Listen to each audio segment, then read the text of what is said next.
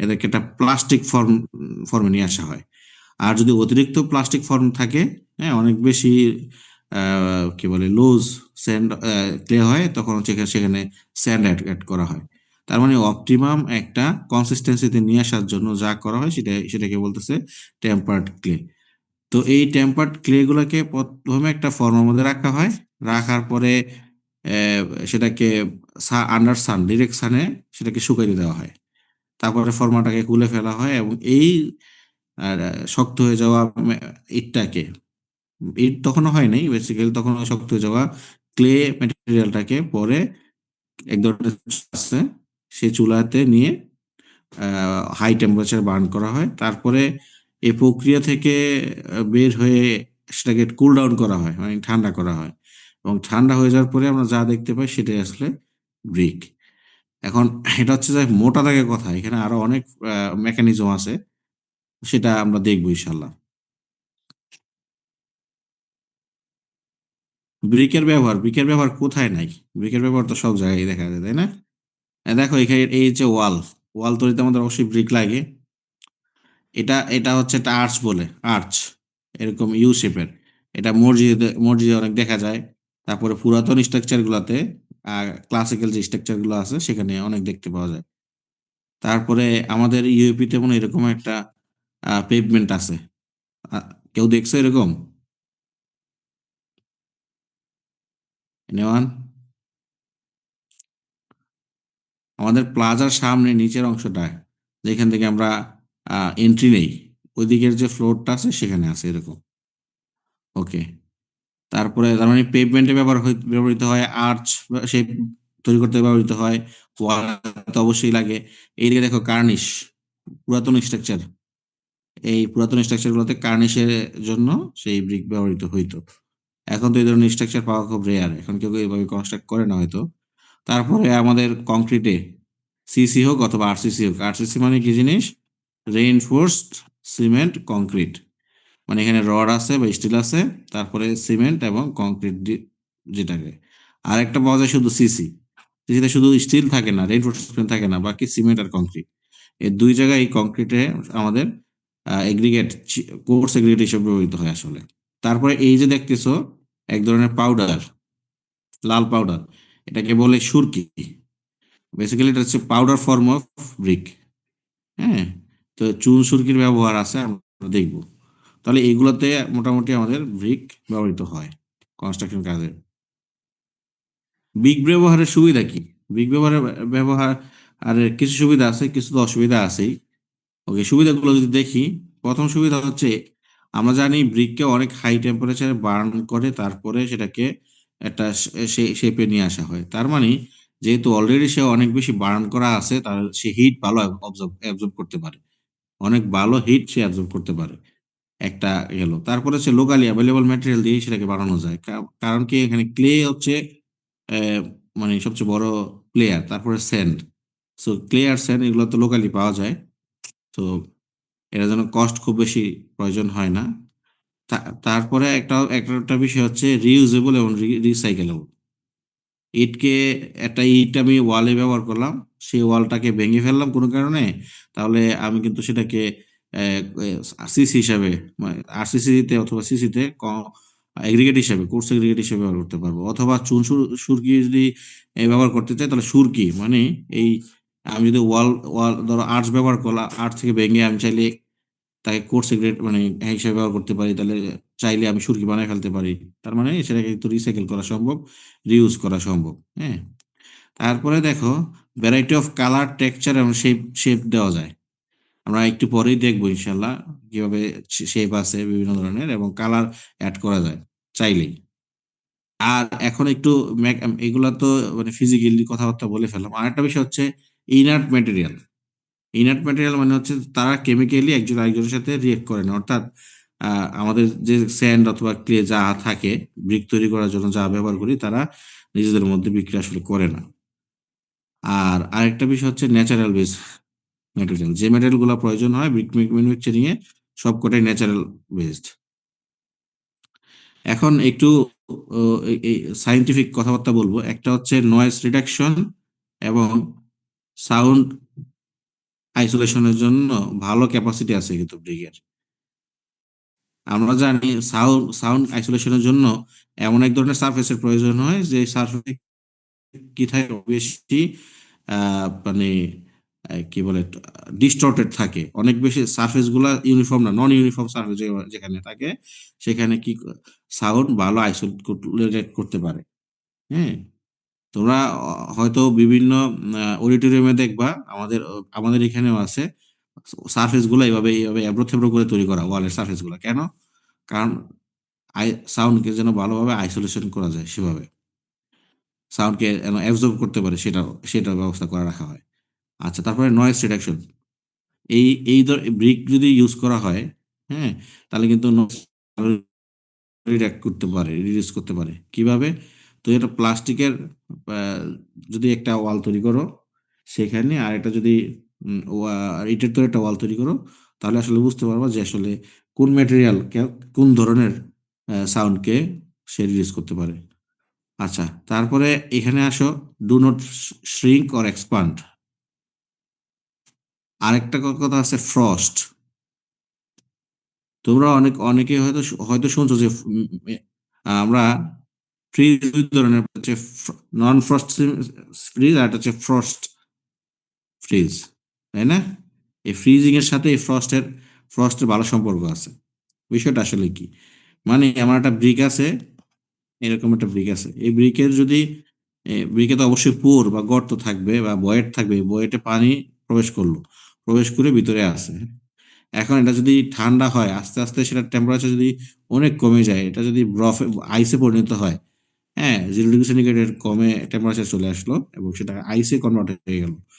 এখন আমরা ওয়াটার হচ্ছে এমন একটা material পৃথিবীতে যেটা লিকুইড থেকে যখন লিকুইড টু সলিডে পরিণত যায়, লিকুইড থেকে যখন সলিডে যায় তার তার ভলিউম এক্সপান্ড করে, কমে না কিন্তু, এক্সপান্ড করে, এক্সপান্ড কত, অলমোস্ট 10% এক্সপান্ড করে। হ্যাঁ, লিকুইড থেকে যদি সেটা সলিডে যায়, তাহলে এখন পানি যদি আইসে পরিণত হয় তাহলে তো সে সলিড ফর্মে চলে গেল, তখন কিন্তু এক্সপান্ড করবে সাইজে। আর এই এক্সপান্ড করলে কি করবে, সে ভিতর থেকে এক ধরনের প্রেসার দিবে বাইরের দিকে, যে আমি তো মোটা হয়ে যাচ্ছি, তাহলে তোমরা সরে যাও, অন্যান্য ম্যাটেরিয়াল গুলোকে ধাক্কা দিবে, এই ইন্টারনাল প্রেসারটা সে সহ্য করতে পারে। হ্যাঁ, এই জন্য সেটা বলতেছে যে brick shows resistance against high pressure and frost. আর শ্রিঙ্ক অ্যান্ড এক্সপান্ডের কথা যেটা বললাম, যে টেম্পারেচার ফ্লাকচুয়েশনের কারণে টেম্পারেচার ফ্লাকচুয়েশনের কারণে সেটা এক্সপান্ড বা শ্রিঙ্ক করে না, কারণ অলরেডি সে অনেক বেশি টেম্পারেচার নিতে পারে, এন্ডিওর করতে পারে, সেই ক্ষমতা তাকে দেওয়া হয়েছে, অনেক বেশি টেম্পারেচারের সাথে তাকে পুরানো হয়েছিল। ওকে, সাইজেস অফ ব্রিক, ভালো কথা। PWD, public works department. হ্যাঁ, তো আমাদের দেশের পাবলিক ওয়ার্কস ডিপার্টমেন্ট যেটা আছে, তারা একটা ব্রিকের স্ট্যান্ডার্ড সাইজ নির্ধারণ করছে, সেটাকে বলতেছে মর্টার সহ, উইথ মর্টার সাইজটা হচ্ছে অ্যাপ্রক্সিমেটলি এত, কত আছে, 10 ইঞ্চি, 5 ইঞ্চি এবং 3 ইঞ্চি। আর যদি আর যদি মোটা না থাকে তাহলে কত হবে, 9.5 ইঞ্চি বা 9.5 ইঞ্চ। আর এই শেপটা, এটা হচ্ছে 4.5 ইঞ্চ। আর থিকনেস যদি বলি বা হাইট যদি বলি, সেটা হচ্ছে 2.75 ইঞ্চ। হ্যাঁ, মানে 9.5 inch into 4.5 inch into 2.75 inch. হ্যাঁ, বুঝি নাই, কেউ কি প্রশ্ন করলেন? আচ্ছা, কোশ্চেন না করলে একটু সাইলেন্ট থাকেন কাইন্ডলি, হ্যাঁ, আমরা যাচ্ছি সামনের দিকে। তাহলে মোটর সহ হচ্ছে 10 ইঞ্চ, 5 ইঞ্চ অ্যান্ড 3 ইঞ্চ। ঠিক আছে, এটা হচ্ছে বেসিক ফর্ম। আর এখানে আরেকটা জিনিস বলা আছে যে আমাদের দেশে সাধারণত কনস্ট্রাকশন কাজের জন্য আমাদের তো একটা বড় ব্যবহার হচ্ছে এই ওয়ালে, এবং আমাদের দেশে সাধারণত 3 ইঞ্চি ওয়াল, 5 ইঞ্চি ওয়াল, সবচেয়ে বেশি কমন পাওয়া যায় 5 ইঞ্চি ওয়াল, তারপর 10 ইঞ্চিও আছে। আর 15, 20, 25, 30 ইঞ্চি একসময় ছিল, এখন হয়তো বা ওই লেভেলের ওয়াল তৈরি হয় না। স্যালমনদের আমাদের সাইজ কিন্তু আছে, ফলে অনেক বেশি কাট করতে হয় না, মানে অনেক বেশি কাট করে ছোট করে ফেলা বা বড় করা লাগে না, সরাসরি আমরা ব্যবহার করতে পারি। এখন হচ্ছে ক্লাসিফিকেশন। ক্লাসিফিকেশন পড়াশোনা করব। ক্লাসিফিকেশন যেমন ফিজিক্যাল এবং মেকানিক্যাল প্রপার্টির উপর ভিত্তি করে 5 ভাগে ভাগ করা হয়েছে: first class, second class, third class, fourth class, আর আন্ডারবার্ন ব্রিক্স। তারপরে শেপের উপরে বেস করে আবার আছে coping bricks, channel brick, bullnose brick, outnose brick, perforated bricks, হলো ব্রিক্স, কিং ক্লোজার এবং কুইন ক্লোজার ব্রিক। তাহলে আমরা শেপটা নিয়ে দেখে আসি। ওকে,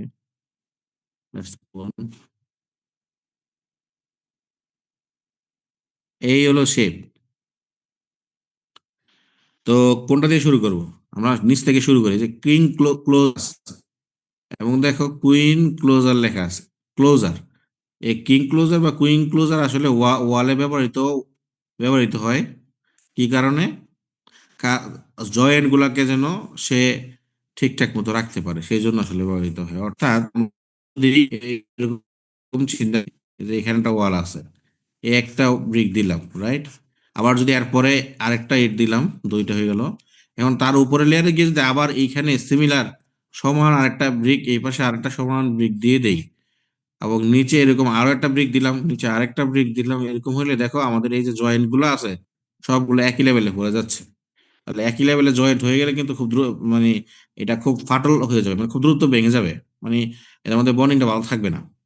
হ্যাঁ, একটা যদি ফাটল এখানে চলে আসে, খুব ইজিলি সে এক্সপান্ড করে ওয়ালে ক্র্যাক ধরে ফেলবে।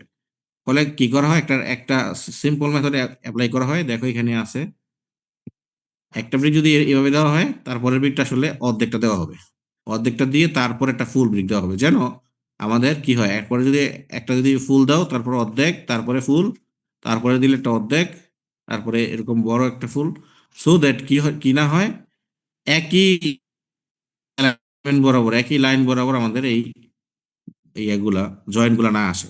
জয়েন্ট গুলো আসলে খুব সহজেই ক্র্যাক চলে আসবে। এরকম এরকম ছোট ছোট শেপ তৈরি করার জন্য যে ধরনের ব্রিক গুলো ব্যবহার করা হয়, এগুলোর নাম দেওয়া হয়েছে ক্লোজার। মানে ক্লোজ করবে, সে এন্ড করবে, এন্ডিং এ সাধারণত ব্যবহৃত হয়। এই জন্য একটা নাম বলা হচ্ছে কিং ক্লোজার, একটা হচ্ছে কুইন ক্লোজার। তাহলে দুটার মধ্যে পার্থক্য কি?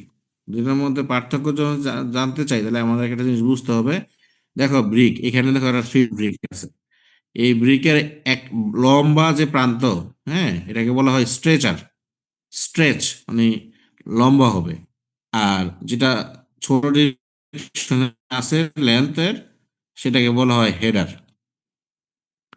মাথা। এটা হচ্ছে মাথা, এটা হচ্ছে স্ট্রেচার মানে লম্বা লম্বি। আর তুমি উপরে জিনিসটা দেখো, এইখানে দেখো আমাদের আর একটা ব্রিকের আর একটা ফেস আছে, সারফেস আছে। এই সারফেসে মনে হয় একটা পুকুর কেটে রাখছে কেউ, তাই না? 1 ইঞ্চি বা 2 ইঞ্চি একটা পুকুর কাটা থাকে। এই পুকুরটার নাম হচ্ছে ফ্রগ, মানে ব্যাং না। ফ্রগ মানে কি? আর যাই হোক, এটাকে বলা হয় ফ্রগ। সো এই এই ফ্রগ,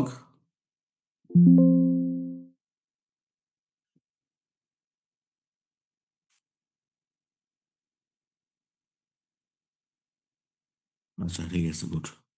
এখন আসে এই এই ফ্রগের মধ্যে একটা কিছু লেখা থাকে, তোমার কোম্পানির নাম অথবা যারা প্রডিউস করছে তাদের নাম। তো এইটাকে বলা হয় মার্ক, মানে লেভেল। তাহলে ফ্রগ মার্ক, ফ্রগের মধ্যে দেখো এই পুকুরের মধ্যে কিছুটা লেখা আছে, এই জন্য এটাকে বলা হয় ফ্রগ মার্ক। প্রত্যেকটা কোম্পানির নাম এখানে লেখা থাকে। তাহলে ফ্রগ বুঝতে পারলাম, ফ্রগ মার্ক কি সেটাও বুঝতে পারলাম। এবার হেডারও বুঝতে পারলাম, স্ট্রেচারও বুঝতে পারলাম। এখন এই ক্রিং ক্লোজার হচ্ছে, তুমি যদি হেডারের অর্ধেক এবং স্ট্রেচারের অর্ধেক ডিফাইন করো, অর্ধেক অর্ধেক করো, মানে এই হলো অর্ধেক লাইন, এটার অর্ধেক লাইন এখানে, এরকম করার পরে যে কোনো দুইটা পাশে কেটে ফেলো এইভাবে, অথবা এইভাবে যে কোনো একটা কর্নার কেটে ফেললাম। একটা কর্নার কেটে ফেলার পরে তুমি যা দেখতে পাবা, ধরো এইভাবে কেটে ফেললাম আমি, তাহলে ব্রিকটা কেমন হবে? এরকম হবে।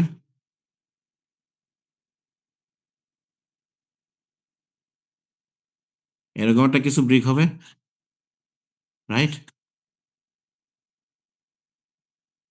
তো এই ব্রিকটাই হচ্ছে তোমার কিং ক্লোজার। তুমি এখানে তাকাও, দেখো এই যে এই অর্ধেকটা কেটে ফেলা হয়েছে, একটা কোণা কেটে ফেলা হয়েছে, ত্রিভুজ, একটা ত্রিভুজাংশ কেটে ফেলা হয়েছে।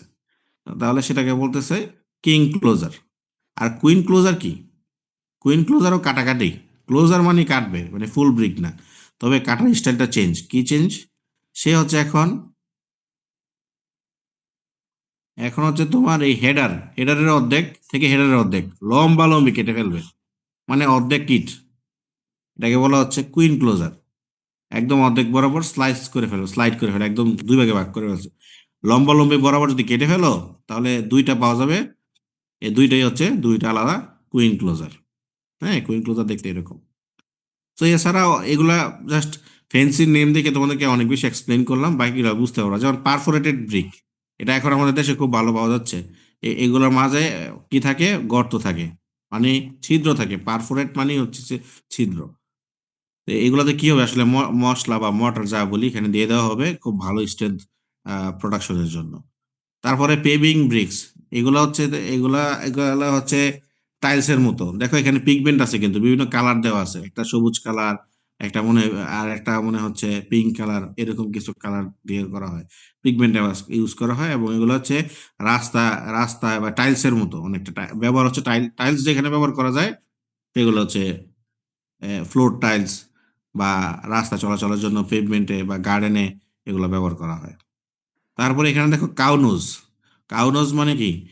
গরুর নাক এরকম না, বিষয় হচ্ছে একটা থাকবে সেমি সার্কেলের মতো শেপ, আর একটা থাকবে আমাদের ইউজুয়াল রেক্টেঙ্গুলার। এটাকে বলতেছে কাউনোজ। কোপিং ব্রিক, এটা হচ্ছে ওয়ালে ব্যবহার করা হয়, ওয়ালের উপরে ব্যবহার করা হয়। আমরা একটু আগে একটা ওয়ালের পিকচার দেখছিলাম 3D। আমি যদি চলে যাই এখানে, এগুলা এগুলা ব্যবহার করা হয় কোপিং। এই যে এখানে এরকম এই ওয়ালের উপরে, ওই যে এই সারফেসে এখানে অথবা এখানেও এরকম ত্রিভুজ শেপের একটা ইউজ ইউজ করা হয়। এটাকে বলা হয় কোপিং। কোপিং বিক্রি ইউজ করা হয় এই কারণে যেন পানিগুলা নিচে পড়ে যায়, ওয়ালের উপরে না থাকে, সেই জন্য। কোথায় গেলাম? আহ, স্যার হ্যাঁ, বলেন। স্যার নর্মাল ব্রিক গুলা হচ্ছে গিয়ে পারফোরেটেড ব্রিক্স এর মতো কেন বানানো হয় না?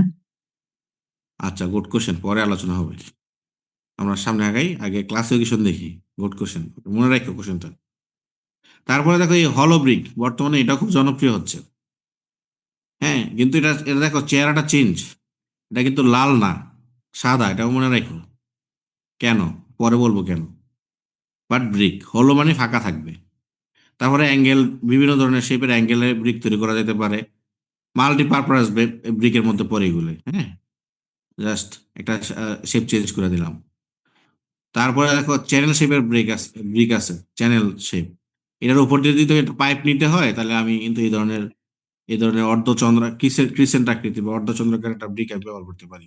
এরপর ধর পাইপটা এমনভাবে নিব যেন সে এদিকে ডানে বা বামে সরে যেতে না পারে। হ্যাঁ, আর আরেকটা আছে বুলনোজ ব্রিক।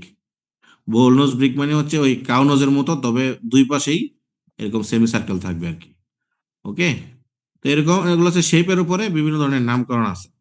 এখন এই স্লাইড পড়ার আগে তোমাদের প্রশ্নের উত্তর দিয়ে দিই। ও বলতেছে স্যার, এই পারফোরেটেড ব্রিক যেটা আছে এটা নর্মালি ব্যবহার করা হয় না কেন? এটা একটা গুড কোশ্চেন। আর আমি তোমাদেরকে একটা কোশ্চেনের অ্যাডভান্স উত্তর দিতে চাই, যে হলো ব্রিক আসলে কেমন। আমরা ব্রিকের অনেক অ্যাডভান্টেজ বললাম না, যে সে ফ্রস্ট রেজিস্ট করতে পারে, অনেক বেশি নয়েজ রিডাকশন হেল্প করে, ইত্যাদি ইত্যাদি। কিন্তু এটার অসুবিধা একটা আছে। আমাদের দেশে যে ব্রিকটা তৈরি হয়, এটা হচ্ছে আমাদের জমির সবচেয়ে ভালো টপ সয়েলটা, মানে যেখানে পলি মাটিটা থাকে, আমরা জানি উর্বর মাটিটা হচ্ছে টপ সয়েল কৃষি জমির। আর এই ব্রিক তৈরি করার জন্য ওই ওই মাটিটা আসলে নেওয়া হয়। তাহলে এটা হচ্ছে মেজর একটা ড্রব্যাকস। আর একটা ড্রব্যাক হচ্ছে এখানে এই ব্রিক তৈরিতে অনেক বেশি কার্বন ডাই অক্সাইড প্রডিউস হয়, কারণ এখানে অনেক অনেক ধরনের জৈব পদার্থকে কিন্তু পুরানো হয়। হ্যাঁ, একটা ক্লেতে অনেক ধরনের পদার্থ থাকে, যেগুলো পুড়লে অনেক ধরনের গ্যাস নির্গত হয়, তার মধ্যে সবচেয়ে বেশি নির্গত হয় কার্বন ডাই অক্সাইড। এটা একটা হিউজ ড্রব্যাক। তো আমাদের দেখো, এই যে হলো ব্রিকটা দেখতেছো, এই হলো ব্রিকে কিন্তু লাল না। বেসিক্যালি এখানে পলিমাটি না নিয়ে স্যান্ড নেওয়া হয়। স্যান্ড নিয়ে সিমেন্ট নেয়, স্যান্ড আর সিমেন্ট নিয়ে কম্প্রেশনের মাধ্যমে কোনো পুরায় না, এটাকে কম্প্রেশনের মাধ্যমে, হ্যাঁ, এটাকে ধরো স্যান্ড সিমেন্ট আর পানি দিয়ে অ্যাড করে আমি একটা আহ, অনেক হালকা একটা মশলার মতো তৈরি করলাম। তারপরে সেটাকে আমি মেশিনের সাহায্যে চাপ দিয়ে কম্প্রেস করে আমি একটা ব্রিকের শেপ দিলাম, এবং এটাকে যখন কিউরিং করা হয়, সবকিছু করা হয়, তারপরে এটা কিন্তু অনেক বেশি শক্তি দেয়, এর কম্প্রেসিভ স্ট্রেংথ অনেক বেশি। ঠিক আছে, তো এই হলো ব্রেক কিন্তু বাংলাদেশে ধীরে ধীরে খুব জনপ্রিয়তা পাচ্ছে। এর সুবিধা হচ্ছে এই কার্বন ডাই অক্সাইড পরিমাণ মানে নিঃসরণ করে না।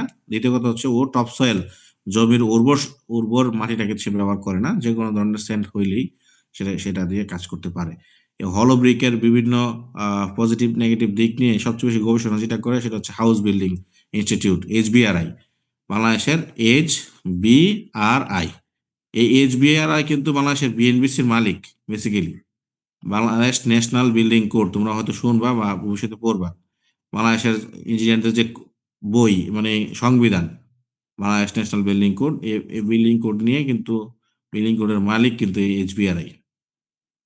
এটা টেকনিক্যাল মোড়ে অবস্থিত, মানে শ্যামলীর দিকে, যারা চিনো, HBRI, house building and research institute. Okay. আর একটা প্রশ্ন ছিল যে পারফোরেটেড ব্রিক কেন ওইভাবে ব্যবহার ওইটা করা হয় না। তো দেখো, আমাদের যে বেসিক ফর্মের যে ব্রিক আমরা দেখতে পাই, নর্মালি যে ব্রিক দেখতে পাই, এই ব্রিকের ব্যবহার আর এই পারফোরেটেড ব্রিকের ব্যবহার একই রকম না। কারণ আমাদের নর্মাল যে ব্রিকটা থাকে, এই ব্রিকের অনেকগুলো ব্যবহার আছে। আমরা একটু পর পড়ে আসি, পড়ার পর তুমি নিজে বুঝতে পারবা যে পারফোরেটেড ব্রিকের সাথে ওর সম্পর্ক, পার্থক্যটা কি। আমরা এখন দেখবো যে মেকানিক্যাল প্রপার্টিস গুলো দেখে আসি, মানে first class, second class, third class, fourth class, এই ব্রিক গুলো দেখে আসি। ঠিক আছে, তারপর আমি আসতেছি এখানে। দেখো, আমরা এই পর্যন্ত যেটা বললাম যে শেপের উপরে পড়লাম, এখন আমি ফিজিক্যাল আর মেকানিক্যাল পড়তে চাচ্ছি ফার্স্ট সেকেন্ড, বাকিগুলো দেখবো ইনশাল্লাহ। তাহলে কি কি ক্লাস আছে? ফার্স্ট ক্লাসকে বলা হয় এস গ্রেড সিমেন্ট, সেকেন্ড ক্লাসকে বলা হয় A গ্রেড, থার্ড ক্লাসকে বলা হয় B গ্রেড, ফোর্থ ক্লাসকে বলা হয় জামা ব্রিক, আর আরেকটা আছে আন্ডারগ্রাউন্ড ব্রিক। জামা এটা পিকেটও বলে, পিকেট বাংলায় পিকেটও বলে, এবং আচ্ছা, এখন দেখো ব্রিক ফার্স্ট ক্লাস ব্রিক এবং সেকেন্ড ক্লাস ব্রিকের মধ্যে পার্থক্য কিন্তু খুবই কম। দেখবা, খুবই কম পার্থক্য আছে। দেখো, ফার্স্ট ক্লাস ব্রেকের ক্যারেক্টার বলতেছে এটা স্ট্যান্ডার্ড সাইজ হবে। ওই যে স্ট্যান্ডার্ড সাইজ মানে কি, যেটা আমরা জানি যে 9.5 ইঞ্চ, 4.5 ইঞ্চ, এবং 2.75 ইঞ্চ। এখন এই স্ট্যান্ডার্ড শেপটা, সাইজটা যে সবাই মানবে, সব ব্রিক কোম্পানি মানে তা কিন্তু না। ওরা নিজেরাই লোকাল একটা স্ট্যান্ডার্ড সাইজ মেনটেন করে করে ফেলে অনেক সময়। ফর এক্সাম্পল, আমার আমার কোম্পানির নাম ABC company, right? ABCD company. তা আমি চিন্তা করলাম আমার ব্রিকের সাইজ হবে 9 ইঞ্চি ইন্টু 5 ইঞ্চি ইন্টু 3 ইঞ্চি। তাহলে এটাই তার জন্য তার স্ট্যান্ডার্ড স্ট্যান্ডার্ড শেপ বা সাইজ। কি করবে? এটাকে মেনটেন করবে। এটা লোকালি এরকম হয় কিন্তু। হুম। তবে সবার উচিত তো যে PWD এর যে 9.5, 4.5 এবং 2.75 কে মেনটেন করা। তারপরে ইউনিফর্মলি ইউলো অথবা রেড কালার থাকবে। যদি রেড কালার থাকে, সম্পূর্ণ সম্পূর্ণ ব্রিকটা রেড এর মধ্যে হবে। আর যদি ইউলো হয় তাহলে পুরোটা ইউলো কালার হবে। আচ্ছা, আরেকটা বিষয় হচ্ছে মেটালিক সাউন্ড প্রডিউস করবে। মেটালিক সাউন্ড মানে কি? ইমিট মেটালিক সাউন্ড, দুইটা ইট কিনে যদি তুমি একটা বাড়ি দাও, মানে পাশাপাশি সংঘর্ষে লিপ্ত করো, তখন একটা মেটালের সাউন্ড হবে। তারপরে তুমি যদি নখ দিয়ে আচার কাটো, আচর আচর দিতে চাও, খামচা দিতে চাও, দেখবা যে তোমার কোনো ফিঙ্গার ইমপ্রেশন পড়বে না। এই এই দুইটা। হুম। আচ্ছা, এই এই যে দুইটা কথা বললাম, তুমি যদি সেকেন্ড ক্লাস ব্রিক দেখো বা এই ক্যাটাগরি ব্রিক দেখো, এই দুটো সেম। দেখো কি লেখছে, ইমিট মেটালিক সাউন্ড, সেও মেটালিক সাউন্ড দিবে। নো ফিঙ্গার নেল ইমপ্রেশন, তুমি আঁচড় কাটলে নখ দিয়ে তারও ইমপ্রেশন পাওয়া যাবে না। তারপরে স্ট্যান্ডার্ড সাইজের কথা বলছে, ইউনিফর্মলি ইউলো রেড কালার হবে। দুইটাই ঠিক আছে। তাহলে ফার্স্ট ক্লাস আর সেকেন্ড ক্লাস দুটাকে একসাথে পড়তেছি। কিন্তু সেকেন্ড ক্লাসে দেখো বলতেছে but have certain irregularities in shape and texture. Shape and texture মানে কি? শেপ মানে ধরো আমার আমার যে একদম স্ট্রেট লাইন হওয়া উচিত, ব্রিকটা একদম স্ট্রেট হওয়া উচিত ছিল, এরকম শেপ হওয়া উচিত ছিল। ও কি করবে দেখো, এই একটু এবড়ো থেবড়ো আছে, এখানে একটু কণা ভেঙে গেছে, এখানে শেপটা কি একটু ছোট হয়ে লম্বা হয়ে গেছে, অথবা এটার হাইটটা এরকম সোজা হওয়া উচিত ছিল, হয়তো একটু কার্ভ হয়ে গেছে। সো এরকম যদি হয় তাহলে এটাই হচ্ছে আসলে সেকেন্ড আর ফার্স্ট ক্লাসের মধ্যে একটা ফিজিক্যাল পার্থক্য। ঠিক আছে, তুমি দেখো ফার্স্ট ক্লাস যে ব্রিকটা হবে একদম স্ট্রেট, একদম ইউনিফর্ম। ঠিক আছে, শেপেও ইউনিফর্মিটি আছে, শুধু কালারে ইউনিফর্মিটি না, তার শেপেও ওয়েল বার্ন্ড রেগুলার শেপ, একদম ইউনিফর্ম শেপ থাকবে, হ্যাঁ, ইউনিফর্ম টেক্সচার থাকবে। এটা হচ্ছে তাহলে পার্থক্য হচ্ছে শেপে আর ইউনিফর্ম টেক্সচারে, ফিজিক্যাল প্রপার্টিস। এখন তুমি মেকানিক্যাল প্রপার্টিস যদি চাও, মেকানিক্যাল প্রপার্টিস মানে কি, তোমাদেরকে মনে পড়াইছি তারপর আরেকবার বলি। মেকানিক্যাল প্রপার্টিস মানে হচ্ছে লোড দিয়ে অ্যাপ্লাই করতে হবে, লোড অ্যাপ্লাই করার পরে ম্যাটেরিয়ালসে কোন ধরনের রিয়াকশন আসে সেটা হচ্ছে মেকানিক্যাল প্রপার্টিস। তাহলে ক্রাশিং স্ট্রেংথ বা কম্প্রেসিভ স্ট্রেংথ দেখো, মোটামুটি 3500 PSI হচ্ছে মিনিমাম, আর 4000 PSI হচ্ছে মিনি, মানে এটা মিন বা অ্যাভারেজ। তার মানে বলতে পারি মোটামুটি 4000 PSI এর মতো সে স্ট্রেংথ দেয়, এত পিএসআই কম্প্রেসিভ স্ট্রেংথ দেয়। ঠিক আছে, আরেকটা দেখো ওয়াটার অ্যাবজর্পশন ক্যাপাসিটি, এটা হচ্ছে ফিজিক্যাল প্রপার্টি। ও 10 থেকে 15% পরিমাণ পানি সে অ্যাবজর্ব করবে 24 ঘন্টা। 24 ঘন্টা যদি পানির মধ্যে চুবাই রাখো, তার ওজনের প্রায় 10 থেকে 15% সে কিন্তু পানি, ওজনের পানি সে কিন্তু খেয়ে ফেলবে, হজম করবে, অ্যাবজর্ব করবে। ওকে, আর একটা বিষয় আছে, সেটা হচ্ছে নো ইফ্লুরিসেন্স। এই ইফ্লুরিসেন্স কথাটা তোমরা অনেকবার অনেকবার দেখবা, ইট পড়লে ইফ্লুরিসেন্স কথাটা আসবে। তো ইফ্লুরিসেন্স নিয়ে আমরা একটু পরে দেখবো এটা কি জিনিস, আমি একটু পরে এক্সপ্লেন করতেছি। আমি এখন 2 নাম্বার ব্রিকে যাই। 2 নাম্বার ব্রিকে আসো, সেকেন্ড ক্লাস ব্রিকে দেখো। ওয়াটার ক্যাপাসিটি আমাদের ফার্স্ট ক্লাস ব্রিকে ছিল 10 থেকে 15%, আর সেকেন্ড ক্লাস ব্রিকে দেখবো 15 থেকে 20%। ও আরো বেশি পানি অ্যাবজর্ব করবে। ফার্স্ট ক্লাস ব্রিকে আমরা ক্রাশিং স্ট্রেন্থ ছিল প্রায় 4000, সেকেন্ড ক্লাস ব্রিকে সেটা চলে আসছে 2500-তে অ্যাভারেজ মিন। আর মিনিমাম হচ্ছে 2200 PSI। ঠিক আছে, এখন দেখো ফার্স্ট ক্লাস ব্রিকেও অয়েল অয়েল বার্ন ছিল, এটা অয়েল বার্নটি থাকবে, কোনো অসুবিধা নেই। এখন আসুন,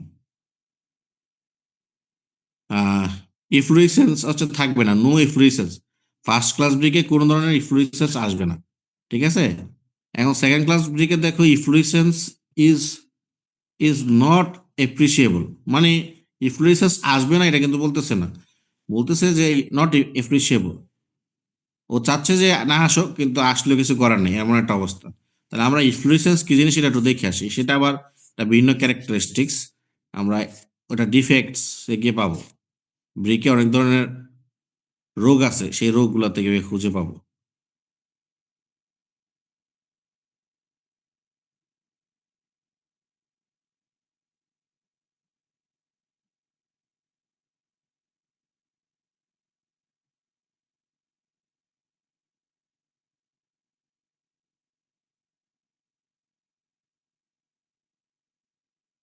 দেখো, পাইছি। তোমরা কি আসো না, চলে গেছো সব? হ্যাঁ, ওকে, আসি স্যার। দেখো এই ফ্লুরিসেন্স এ হচ্ছে একটা রোগ। কার রোগ? ইটের রোগ। ইটের রোগ কিভাবে? আসলে লবণ, দেখতেছো এখানে পাউডারের মতো অনেক কিছু, এরকম কি কখনো দেখছো ইটের মধ্যে? Yes sir. দেখো আমি কিন্তু মোটা মানুষ, আমি অনেক ঘামি। তো যখন গরমের দিন হয়, আমার হচ্ছে ড্রেস, মানে শার্ট পরি আর যাই পরি, একটাকে একাধিক দিন ব্যবহার করা ইম্পসিবল। কেন জানো? ঘামার পরে আমার শরীর থেকে কি নির্গত হয়? পানি নির্গত হয়, এবং পানির মধ্যে কি থাকে? সল্ট থাকে, এবং সেটা আসলে অ্যাবজর্ব করে আমার আমার হচ্ছে ক্লোদিং, কাপড়, শার্ট হোক বা টি শার্ট হোক। তারপর যখন পানিটা শুকায় যায়, তখন কিন্তু তোমরা হয়তো অনেকেই দেখছো, তোমাদেরও অনেকেরই হয়, যে সাদা এক ধরনের কি যেন আমাদের শরীর ইয়াতে কাপড়ে পড়ে যায়, এরকম দেখছো কখনো কেউ? No sir. দেখো নাই? ওকে, সাদা এক ধরনের একটা প্রলেপ পরে। সো এটাই হচ্ছে ফ্লুরেসেন্স। এখন এটা ব্রিকের ক্ষেত্রে কিভাবে হয় দেখো, ব্রিককে যদি তুমি ময়েশ্চারে কন্টাক্টে নিয়ে আসো, অর্থাৎ শীতকালে তো এমনিতেই সে কুয়াশা সাথে সংস্পর্শে যাচ্ছে, বর্ষাকালে সে বৃষ্টি বাদল পাচ্ছে। সো স্যাঁতসেঁতে অবস্থা যদি তুমি একটা ব্রিককে নিয়ে যাও, সে কি করবে? সে হচ্ছে এই ইয়া থেকে, পানি থেকে ও হচ্ছে এক ধরনের সল্ট, অ্যালকালাইন যত সল্ট আছে, এই সল্টকে অ্যাবজর্ব করে, সে শরীরে নিয়ে নেয়, টেনে নিয়ে নেয়। এবং এই সল্টগুলা কি করে, এক সময় যখন পানিটা শুকায় যায়, তখন এই ব্রিকের সারফেসে অ্যাটাচ, একদম অ্যাড হয়ে লেগে থাকে। সো এই জিনিসটাকে বলা বলা হচ্ছে ইফ্লুরেসেন্স। এখন এতে অসুবিধাটা কি হয়? এটা হচ্ছে প্লাস্টারিং যদি করতে যাও, প্লাস্টারটাকে নষ্ট করে ফেলে। তুমি হচ্ছে ব্রিকের পরে প্লাস্টার করলা, কিন্তু প্লাস্টার করলেও ওই যে ব্রিকের যে প্রপার্টিসটা আছে, ও কি করে ময়েশ্চার থেকে সল্টকে অ্যাবজর্ব করে, শোষণ করে পানি নেয়, এবং হচ্ছে পানির সাথে সল্টকেও নেয়। কিন্তু একটা সময় পানি যখন আর থাকে না, শুকায় যায়, তখন কিন্তু এই এই ফ্লুইডস, এই সল্ট গুলা কোথায় থাকে? এই প্লাস্টারে চলে আসে, প্লাস্টার গায়ে চলে আসে বা ব্রিকের গায়ে চলে আসে।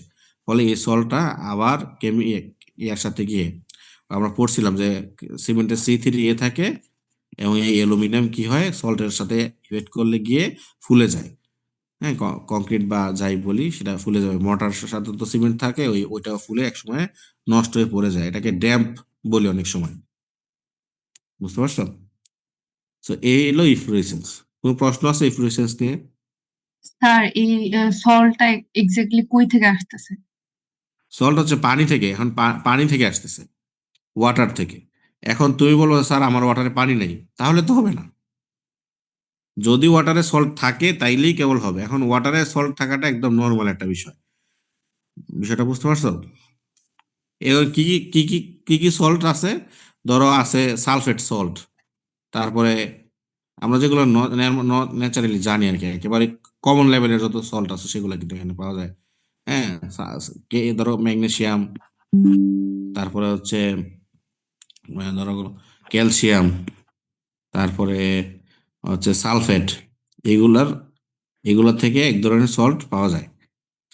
সেই সল্টগুলি আসলে আম, এই ইনফ্লুয়েন্সের জন্য দায়ী।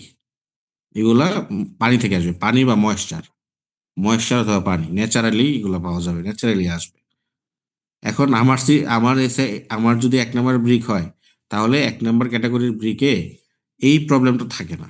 অর্থাৎ সে ময়েশ্চারকে অ্যাবজর্ব করলেও ওর ওর মধ্যে যেহেতু সল্টের পরিমাণ কম থাকে, সরি, ময়েশ্চার অ্যাবজর্ব করলেও ওর মধ্যে যেহেতু এই আহ, আমার কম্পোজিশনের মধ্যে যেহেতু এই সল্টের সাথে বিক্রিয়া করে এরকম কম্পোজিশনের পরিমাণ কম থাকে, সেহেতু ও ওর মধ্যে ইনফ্লুয়েন্সেস ঘটে না। এখন এই কম্পোজিশন নিয়ে আমরা এখনো পড়িনি, আমরা কম্পোজিশন পড়বো। তোমাদেরকে যদি দেখাই, ক্যালসিয়াম, আচ্ছা আসতেছে, আয়রন অক্সাইড, ওকে, লাইম, এই যে দেখো টিপিক্যাল কম্পোজিশন আছে। তো স্যার যখন এক্সপ্লেন করবো এদিকে, হয়তোবা তোমাদেরকে এই জিনিসগুলো আরো বোঝানোর চেষ্টা করবো। ওকে, আসলে এই ইফ্লুয়েন্স টার্মটা অনেক আগে চলে আসছে, তো এই জন্য পড়াইতে আসছিলাম যে ইফ্লুয়েন্স কি জিনিস, কেন হয়, সেটা মনে হয় আমি পরে ডিসকাস করতে পারবো যখন তোমাদেরকে এই টিপিক্যাল কম্পোজিশন নিয়ে আলোচনা করব। দেখো সিলিকা আছে, অ্যালুমিনিয়াম আছে, আয়রন অক্সাইড আছে, এদের একটা সার্টেন পার্সেন্টেজ আছে। হ্যাঁ, আমরা এগুলো একটু দেখবো পরে। আমি যাতে জাস্ট মানে জাস্ট বোঝানোর চেষ্টা করতেছিলাম। দেখো এখানেও আছে অনেকগুলো কেমিক্যাল কম্পোজিশন আছে। তো আমি জাস্ট বোঝানোর চেষ্টা করতেছিলাম ইফ্লুয়েন্সটা আসলে কি। ইফ্লুয়েন্স হচ্ছে এক ধরনের পাউডারের সল্ট পরে থাকে ব্রিকের সারফেসে, সেটাই হচ্ছে ইফ্লুয়েন্স। তাহলে 1 নম্বর ক্যাটাগরি তুমি যদি 1 নম্বর বা এস ক্যাটাগরির ব্রিক যদি নাও, তাহলে কখনোই তুমি হয়তোবা এই ইফ্লুয়েন্স দেখতে পাবা না, যে হয় না। কিন্তু তুমি যদি 2 নম্বর ক্যাটাগরি থেকে শুরু করে বাকি ক্যাটাগরি নাও, তাহলে কিন্তু এই ইটের গায়ে এই ধরনের সাদা পাউডার দেখতে পাবা। তো সেটাকে বলতেছে ইফ্লুয়েন্স। ঠিক আছে, এখন আসো 1 নম্বর ইটের ব্যবহার কোথায় কোথায় ব্যবহার করা হয়। এটাকে তুমি ব্রিকের যত ব্যবহার আছে সবখানে তুমি 1 নম্বর ইটকে তুমি ব্যবহার করতে পারবা। দেখো লোড বিয়ারিং ওয়াল, লোড বিয়ারিং ওয়াল মানে কি জিনিস? এক সময় আমাদের দেশে কিন্তু ফ্রেম স্ট্রাকচার হইতো না। ফ্রেম মানে বিম কলাম স্ল্যাব দিয়ে বা ফাউন্ডেশন, যেগুলো আরসিসি ফাউন্ডেশন দিয়ে বিল্ডিং তৈরি হইতো না। তখন কি হইতো, আমাদের যত লোড আছে, স্ল্যাবের লোড, ওয়ালের লোড, মানুষের লোড, সকল লোড আসলে এই ওয়ালগুলা নিত। অর্থাৎ ব্রিক 10 ইঞ্চি, দেখবা 10 ইঞ্চি, 15 ইঞ্চি, 20 ইঞ্চি, বিশেষ করে পুরাতন যত স্ট্রাকচার আছে, হ্যাঁ, আমাদের দেশে ধরো ব্রিটিশ আমলে বা পাকিস্তান পিরিয়ডে যত স্ট্রাকচার দেখতে পাওয়া, অধিকাংশ স্ট্রাকচার আসলে হয়তো দোতলা তিনতলা বিল্ডিং আছে, সেগুলো আসলে মোটা মোটা ইটের বা ব্রিকের ওয়াল দিয়ে তৈরি করা। তো এগুলাকে বলা হয় লোড বিয়ারিং ওয়াল। সো ওইখানে তুমি ফার্স্ট ক্লাস ব্রিক ব্যবহার করতে পারবা। পেভমেন্ট, পেভমেন্ট মানে কি? রাস্তা, রাস্তায় ব্যবহার করা যাবে। তারপরে হচ্ছে করোসিভ এনভায়রনমেন্ট আছে, এরকম মানে করোসিভ এনভায়রনমেন্ট আছে, ওইরকম জায়গায় কিন্তু তুমি এটাকে ব্যবহার করতে পারবা। তারপরে কংক্রিটের কোর্স এগ্রিগেট হিসেবে ব্যবহার করতে পারো। মানে মোট কথা হচ্ছে একটু আগে আমরা ব্রিকের যতগুলো ব্যবহার দেখছিলাম, আর্চ তৈরিতে, তারপরে হচ্ছে লাইম সুরকিতে, লাইম সুরকি তৈরিতে, ইত্যাদি ইত্যাদি সকল ধরনের ব্রিকের ব্যবহারই তুমি ফার্স্ট ক্লাস ব্রিক ব্যবহার করতে পারো। এখন আসো সেকেন্ড ক্লাস ব্রিকের। ওরা বলতেছে যে এটা হচ্ছে পার্টিশন ওয়ালে ব্যবহার করা হয়। পার্টিশন ওয়াল কোনগুলো? একটা বিল্ডিং এর ধরো এরকম একটা বিল্ডিং আছে, এই বিল্ডিং এর এই আউটসাইড ওয়াল যেগুলো আছে, এগুলো তার পার্টিশন ওয়াল বলার কোনো সুযোগ নাই, এগুলো হচ্ছে ফিক্সড ওয়াল। তারপরে তুমি একটা রুম বানাইলা, এই রুমের যদি কখনো চেঞ্জ না করো তাহলে যে ওয়াল দিলা সেটাও ফিক্সড ওয়াল। কিন্তু তুমি এখানে ইনিশিয়ালি এখানে প্ল্যান ছিল না যে এখানে তুমি একটা স্টাডি রুম তৈরি করবা। তোমার এখানে প্ল্যান ছিল যে এখানে বাচ্চারা খেলাধুলা করবে, এটা পুরোটা একটা হল, হল চিন্তা করছিলাম। পরে কি করলা যে না, এখানে একটা একটা ওয়াল দিয়ে দিই ছোট করে, এতটুকু হচ্ছে স্টাডি রুম আর এখানে বাচ্চারা খেলাধুলা করবে। তাহলে এর ভিতরে যে ছোট্ট একটা ওয়াল দিলা সেটাই আসলে পার্টিশন ওয়াল। তো ওই ধরনের ওয়ালগুলোতে তুমি ব্যবহার করবে হয়তো বা সেকেন্ড ক্লাস বলতেছে। আচ্ছা, তারপরে দেখো এখানে ব্রিক ব্লাস্ট হিসেবে ব্যবহার করবে কোথায়? ফাউন্ডেশনে অথবা ফ্লোরিং এ। এখন ব্রিক ব্লাস্ট কি জিনিস? ব্রিক ব্লাস্ট হচ্ছে ব্রিকের মানে যদি তুমি ছোট বড় বিভিন্ন শেপের ব্রিককে এটাকে অর্ধেক, তারপরে হচ্ছে দুই তৃতীয়াংশ বিভিন্ন শেপে ভাঙার পরে এই ভাঙা ইটগুলা তো আর ফালাই দেওয়া হয় না, কোনো না কোনো একটা জায়গায় ব্যবহার করা হয়। কেন বাংলা? ওই যে বললাম, ওয়াল তৈরি করতে গেলে তোমাকে অবশ্যই ব্রিক ভাঙতে হবে। এই যে ব্রিকগুলা পাওয়া যায়, সে ব্রিকগুলোকে নিয়ে ফুটিং এর নিচে আমরা যখন ফুটিং যদি কখনো আলোচনা করতে সুযোগ পাই, ফুটিং এর নিচে এক ধরনের একটা লেয়ারের ব্রিক দেওয়া হয়। এটাকে এটাকে বলা হয় সোলিং। হ্যাঁ, সোলিং বলা হয়। একটা মানে ফাউন্ডেশন নিচে এই ধরনের একটা সোলিং দেওয়ার রেওয়াজ আছে, নিয়ম আছে। তারপরে হচ্ছে তোমাদের stone chips, stone stone chips দিয়ে রেলওয়ে বা ট্রেন রাস্তার নিচে যে যেই ধরনের স্টোন চিপ দিয়ে রাখে, সেটা কিন্তু বলা হয় স্টোন বালাস্ট। ঠিক আছে? তো এখন এই ব্রিক ব্লাস্ট হিসেবে ব্যবহার করা হয় কোথায়? ফাউন্ডেশনের নিচে অথবা ফুটিং এর নিচে। তার মানে ব্লাস্ট বলতে আমরা কি বুঝতেছি? ব্লাক ব্লাস্ট বলতে আমরা ইটকেই বুঝতেছি, কিন্তু ইটের হয়তো হোল ইট না, এটাকে আহ, ভাঙা ভাঙা বিভিন্ন ইট আছে বা হোলও থাকতে পারে, সেটা ফুটিং এর নিচে সেটা ব্যবহার করা হয়। আচ্ছা, তারপরে দেখো for all important and unimportant hidden masonry work. Masonry work বলতে কি বোঝাচ্ছে? ওই যে ইট দিয়ে যত ধরনের মানে ইট লেইং যত ধরনের কাজ আছে সেগুলো কি মেশনারি ওয়ার্ক বলতে? মানে ইট তৈরি যত ধরনের কাজ আছে সেগুলো তুমি সেকেন্ড ক্লাস ব্রিক দিয়ে করতে পারবে। এরপর লিখছে construction of one street building and temporary shed. একতলা দোতলা ছোটখাটো বিল্ডিং এর জন্য তুমি এগুলো ব্যবহার করতে পারবা। এবং টেম্পোরারি শেড, ফিক্সড স্ট্রাকচার না, টেম্পোরারি স্ট্রাকচার তৈরিতেও এটা ব্যবহার করা যেতে পারে। তাহলে আমি যেটা এখানে বলতে চাচ্ছি যে ফার্স্ট ক্লাস ব্রিক এবং সেকেন্ড ক্লাস ব্রিকের মধ্যে পার্থক্য খুব বেশি নাই।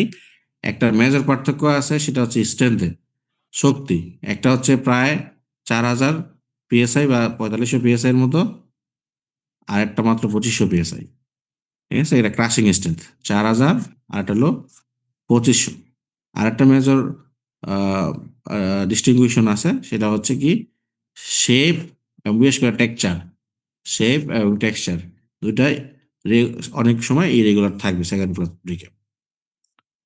এবার যদি আমরা থার্ড ক্লাস ব্রিক বা বি ক্যাটাগরি ব্রিক চিন্তা করি, তাহলে দেখো অ্যাবজর্পশন ক্যাপাসিটি 20 থেকে 25। এক নম্বর ব্রিকে ছিল 10 থেকে 15, দুই নম্বরে সেটা হলো 15 থেকে 20, তিন নম্বরে সেটা হয়ে যাচ্ছে এখন 20 থেকে 25। এটা হবে সফট এবং লাইট রেড কালার। মানে এটা হবে রেডিশের মতো কালার, মানে একদম টকটকে লাল বা টকটক মানে একেবারে ইয়েলো এরকম হবে না, কিছুটা মানে ইয়া থাকবে, শেড থাকবে। ওকে, এটার সাইজ আর শেপ কোনোটাই রেগুলার না। এটাকে অয়েল বার্ন করা হয়, আন্ডার বার্ন করা হয়, মানে কম পুরানো হয়, নর্মালের চেয়ে একটু কম পুরানো হয়। ক্রাসিং স্ট্রেন্থ কত আসে? 2000 থেকে 2500 1500 PSI। এক্সটেন্সিভ ইফ্লুয়েসেন্স, দেখো 1 নম্বর ক্যাটাগরিতে ছিল কোনো ইফ্লুয়েসেন্স হবে না, 2 নম্বরে বলতেছিল যে হওয়া উচিত না বাট হইতেও পারে, 3 নম্বরে বলতেছে অনেক বেশি হবে, এক্সটেন্সিভ। হ্যাঁ, নন ইউনিফর্ম টেক্সচার আগে বলছি। এখন দেখো ইমিট ডাল অর ব্লান্ট সাউন্ড, এখন আর মেটালিক সাউন্ড দিবে না, এখানে ডাল সাউন্ড দিবে, দুটাকে ধাক্কা দিলে অনেক লো লো একটা সাউন্ড, লো ফ্রিকোয়েন্সি একটা সাউন্ড প্রডিউস হবে। এবং তুমি চাইলে লেফট ফিঙ্গার ইমপ্রেশন, তুমি যদি নখ দিয়ে আসার কাটো তাহলে তোমার ইমপ্রেশন থাকতে পারে নখের। এখানে বলতেছে uses, though they have poor strength এবং texture, yet they are highly economical. এই ধরনের ব্রিকের মানে দাম অনেক কম। And can be use in the construction of temporary shed অথবা টেম্পোরারি অ্যান্ড রুরাল স্ট্রাকচার, মানে ইকোনমিক্যাল স্ট্রাকচার তৈরি করার জন্য এই ধরনের ব্রিক দিয়ে করতে পারবা, করা যাবে। জামা জামা ব্রিক বা 4 নম্বর ক্যাটাগরি ব্রিক, ওভারবার্ন ব্রিক, এই যে দেখো পুড়ে যাচ্ছে পিকেট, এটাকে পিকেট ইটে বলে এক সময়। তাহলে এটা কি হয়, এটা কোনো কোনো কিছু শেপ কালার কোনো কিছু ইউনিফর্ম না, এবং হচ্ছে শেপটা হচ্ছে ডিস্টর্টেড। দেখো এই যে জুম যদি করি, অবস্থা দেখছো এগুলি, এগুলোর কোথাও বড় কোথাও এবড়ো থেবড়ো অবস্থা হয়ে আছে। তো এই ব্যাগ এই ধরনের বিক্রি কি কি করে, এটা অনেক বেশি হিট, সরি, অনেক বেশি ওয়াটার অ্যাবজর্ব করতে পারে। মানে হয়তো তুমি 24 ঘন্টা চুবাই রাখছো, ও হয়তো 100% ও নিজের ওজনের সমান পানি সে শোষণ করে ফেলবে।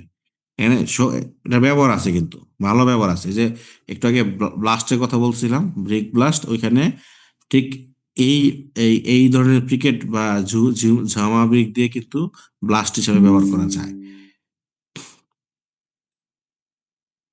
ইউজেস, ভেরি লো স্ট্রেংথ থাকে, are not recommended for application in major construction work.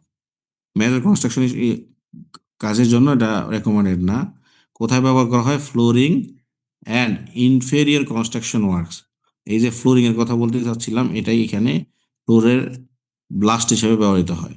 Lime concrete for foundation, lime concrete কি জিনিস এটা পরে দেখব।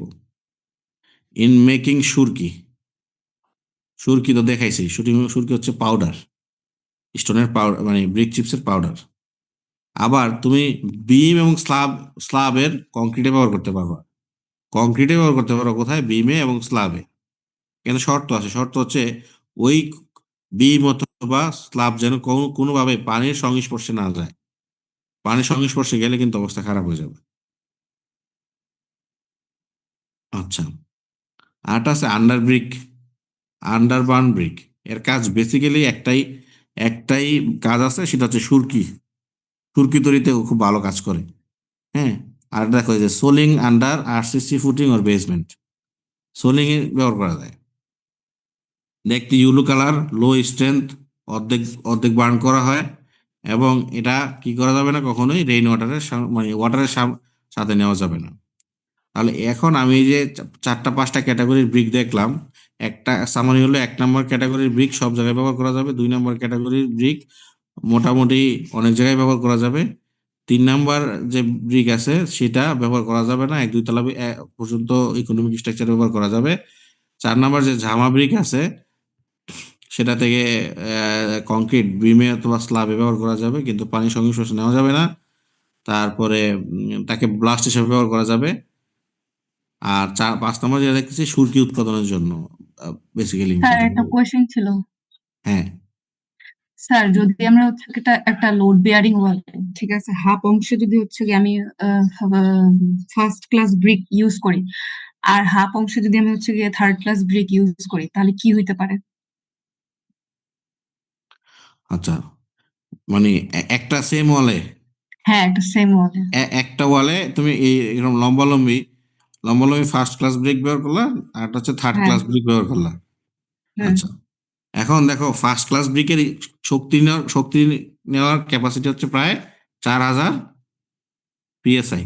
তুমি যখন হুম। লোড বিয়ারিং ওয়াল বলতেছো তাহলে লোড লোড নিয়েই কথা বলতেছি, হ্যাঁ।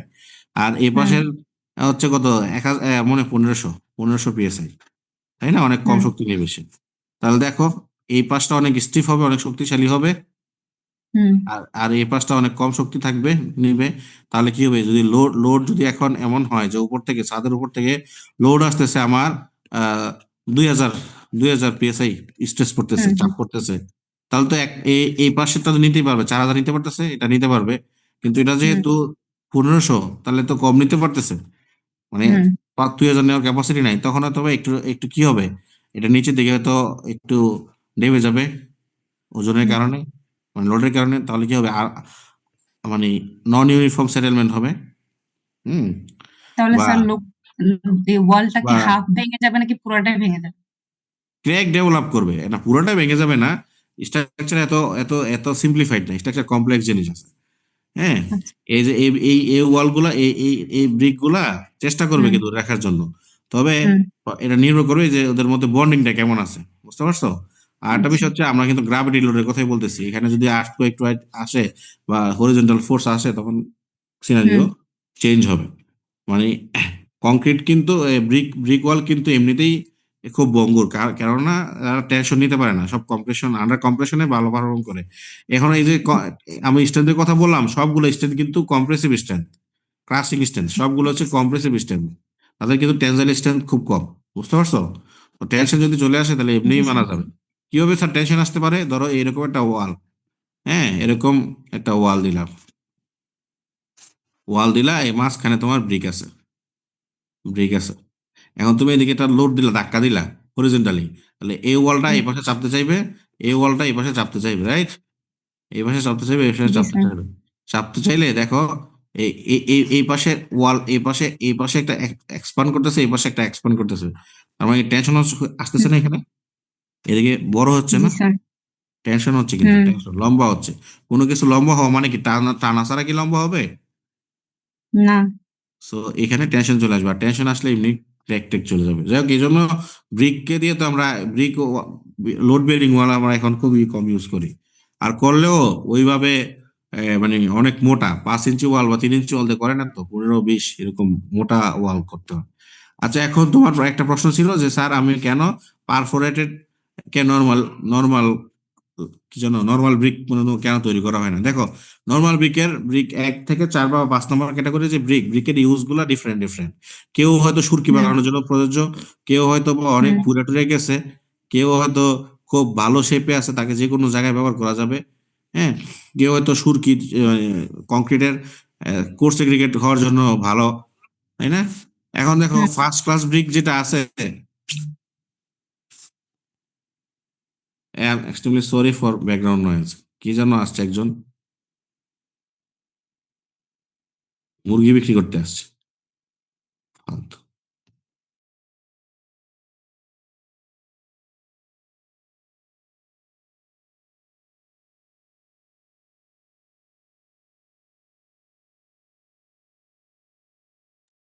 আচ্ছা, আমি এর মধ্যেই যন্ত্রণার মধ্যেই যাচ্ছি, শোনো। তুমি একটা প্রশ্ন করছিলে না স্যার, হচ্ছে নর্মাল ব্রিককে কেন পারফোরেটেড করে তৈরি করা হয় না? দেখো, নর্মাল ব্রিক গুলার এক একটার ব্যবহার এক এক রকম আছে। আমরা ফার্স্ট ক্লাস ব্রিকটা দেখতে সুন্দর, তাই না? এটাকে দিয়ে কিন্তু আমরা কি করতে পারি, এটা দিয়ে কিন্তু যদি ওয়াল তৈরি করা হয়, তাহলে কিন্তু দেখতে সুন্দর দেখাবে।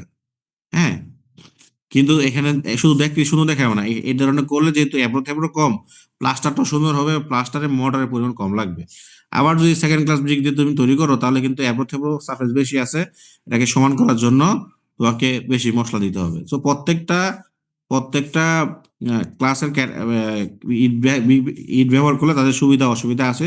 তুমি কোথায় ব্যবহার করতে চাও তার উপরে নির্ভর করে।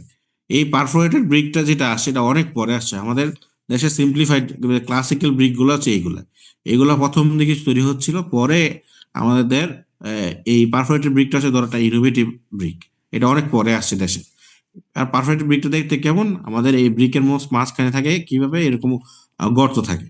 গর্ত করা থাকে, সুবিধা কি, শর্ত সুবিধা হচ্ছে, তুমি যদি এই গর্তের মধ্যে মশলা দিয়ে দাও, এখানে তুমি তো অবশ্যই মশলা দিবা। তুমি যদি ব্রিক লে করতে চাও, তাহলে মশলা দিবা, তাহলে এদের বন্ডিংটা, দুইটা লেয়ার, দুইটা ব্রিকের মধ্যে বন্ডিং অনেক ভালো হবে।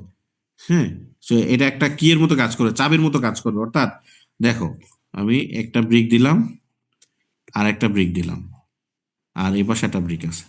এখন যেহেতু এই পারফেক্টেড ব্রিক গুলোর মাঝখানে গর্ত আছে, এরকম একটা গর্ত, ধরো এখানে একটা গর্ত আছে, তার উপরে যদি আরেকটা গর্ত থাকে এবং তার উপর আরেকটা গর্ত থাকে, দেখো এখানে তো তুমি সিমেন্ট দিবাই। সিমেন্ট দিলে এটা একটা কি এর মতো কাজ করে, কি মানে চাবির মতো কাজ করে। তাহলে তাদের ইন্টারনাল বন্ডিংটা কিন্তু অনেক স্ট্রং হচ্ছে। বুঝতে পারছো? Yes sir. না বুঝতে পারলে আমি আর একটু এক্সপ্লেন করার চেষ্টা করব। ধরো এই যে এখানে আছে, হ্যাঁ।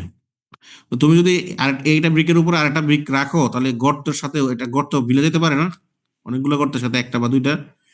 তো তুমি তো এখানে অবশ্যই সিমেন্ট দ্বারা ঢালাই, মানে পেস্ট, সিমেন্ট পেস্ট দিবা, মোটার দিবা। তো মোটর দিলে তো অবশ্যই গর্তের মধ্যে সিমেন্ট গুলো ঢুকে গেল। তার উপরে তুমি একটা ব্রিক বসাবা। তো ওইটাতে বসাইলে মাঝখানে গর্তের ভিতরে কি সিমেন্ট পেস্ট ঢুকে যাবে না? অবশ্যই ঢুকে যাবে। তাহলে তাদের মধ্যে যখন এটা শক্ত হবে, শুকাবে, তখন এটা লক কি এর মতো কাজ করবে, মানে ইন্টারনাল শক্তি বা বন্ড ওদের খুব বৃদ্ধি পাবে। এটা হচ্ছে একটা সুবিধা, এরকম আরো অনেক সুবিধা আছে ব্রিকের। অনেক, তোমরা HBRI এর লিখে সার্চ দিও, ব্রিক নিয়ে ওরা খুব গবেষণা করে। এখানে বিভিন্ন শেপের, বিভিন্ন ক্যাটাগরি, বিভিন্ন টাইপের ব্রিক এখন তৈরি হচ্ছে, বুঝছো? দেখো এই ইঞ্জিনিয়ারিং ব্রিক। আচ্ছা, এখন আমি ব্রিক নিয়ে আলোচনা করতেছি। তোমরা এই যে একটু আগে একটু বলতেছিলাম না, লাইম লাইম কংক্রিটিং করতেছিলাম না, কোথায় যেন বললাম যে একটু পরে আলোচনা করবো, এই যে লাইম কংক্রিট টেরেসিং। আমাদের দেশের ছাদে জলসাদ নামে একটা একটা কথা আছে। জলসাদ মানে কি? লাইম জলসাদ মানে বেসিক্যালি ছিল ফলস, FALS, ফলস স্ল্যাব। তো মানুষজন এটাকে ফলস থেকে একসময় এটাকে জল বানাইছে, বুঝছো? জল ছাদ কি করা হয়, ওই একটা স্ল্যাবের উপরে বা নিচে যদি আরেকটা স্ল্যাব দেওয়া হয় বিভিন্ন কাজের জন্য, সেটাকেই মানুষ ফলস স্ল্যাব বলতেছে। মানে ধরো ওয়াশরুম, আমাদের দেশে ওয়াশরুম গুলা 7 ফিটের মতো উচ্চতা হয় গ্রাউন্ড থেকে। আর আমাদের মেইন ফ্লোরের উচ্চতা মোটামুটি 9 ফিট, 9.5 ফিট হয়ে থাকে।